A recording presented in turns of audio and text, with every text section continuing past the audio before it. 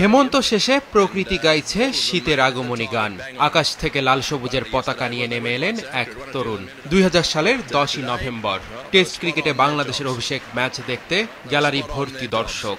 এর আগে ওই একই বছরের 26শে জুন টেস্ট মর্যাদা পায় বাংলাদেশ।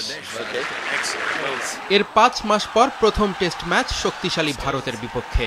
সৌরভ গাঙ্গুলির সঙ্গে টস করলেন বাংলাদেশের প্রথম টেস্ট অধিনায়ক নাইমুর রহমান দুর্জয়। টাইগাররা সেই ম্যাচে ভারতের কাছে 9 উইকেটে হেরেছিল, কিন্তু আমিনুল ইসলাম বুলবুলের দুর্দান্ত সেঞ্চুরি, হাবিবুল বাশারের আক্রমণাত্মক হাফ সেঞ্চুরি আর দুর্জয়ের 6 উইকেট শিকার ভুলে যাওয়ার মতো নয়। এরপর কেটে গেছে 25 বছর। সময়ের স্রোতে কত কিছুই বদলে গেছে, তবে সেদিনের শিশু আজও হাঁটতে শেখেনি। হামাগুড়ি দিয়েই চলছে অজানা গন্তব্যে।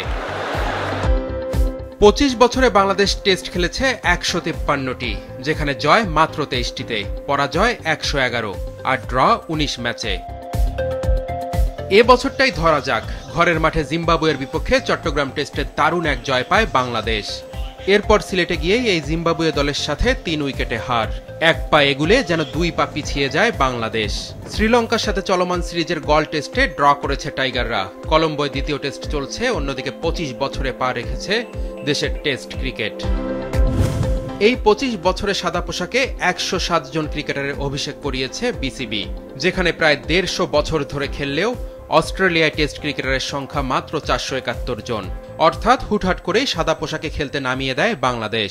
টেস্টে কিভাবে উন্নতি করা সম্ভব সেটা জানিয়েছেন বোর্ড সভাপতি। 25 বছর হয়ে গিয়েছে, যতটা সাফল্য পাওয়ার কথা ছিল ততটা সাফল্য পাইনি আমরা, এবং আমরা স্টিল স্ট্রাগল করছি। আমরা গত 2টো টেস্ট, জিম্বাবুয়ের সাথে একটা টেস্ট জিতলাম এবং শ্রীলঙ্কার সাথে আমরা একটা উইনিং ড্র টেস্ট করলাম, টেস্ট ম্যাচ খেললাম।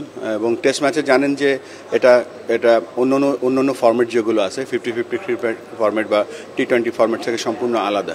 টেস্ট ক্রিকেটার তৈরি করতে হলে কিছু এটা একটা স্পেশাল প্রোগ্রাম হাতে নিতে হয়। আপনারা জানেন যে আমরা যে ডিসেন্ট্রালাইজেশন করছি এখন ক্রিকেট, সেটার মূল লক্ষ্য হচ্ছে যে সারা দেশব্যাপী আরও টেস্ট প্লেয়ার খুঁজে বেড়ানো। এবং আপনার it is impossible to get A test player straight way, but আমরা একটা লং টার্ম প্ল্যান হাতে নিয়েছি যাতে আমরা টেস্ট ক্রিকেটটা যেন, একটা জিনিস কি, টেস্ট ক্রিকেট ভালো খেললে সেই ক্রিকেটটা কিন্তু ক্রিকেটাররা 50-50 ক্রিকেট বা T20 ক্রিকেট খেলতে পারে। সো আমরা more looking to get more multiday cricket, longer version cricket এবং test cricketer. Monalisa heavy flow 15 piece প্যাকেটের সাথে 8 পিসের একটি প্যাকেট একদম ফ্রি। বাংলাদেশের টেস্ট ইতিহাসে এ পর্যন্ত সর্বাধিক রান করেছেন মুশফিকুর রহিম, তারপরই আছেন তামিম ইকবাল আর সাকিব আল হাসান। বাংলাদেশের হয়ে সবচেয়ে বেশি উইকেট শিকার করেছেন সাকিব আল হাসান, এরপরই আছেন তাইজুল ইসলাম আর মেহেদি মিরাজ। সেরা 3-এ নেই কোনো পেস বোলার। সাদা পোশাকে টাইগারদের হয়ে সবচেয়ে বেশি সেঞ্চুরি করেছেন মমিনুল হক, এরপর মুশফিকুর রহিম, 3 নম্বরে আছেন তামিম ইকবাল।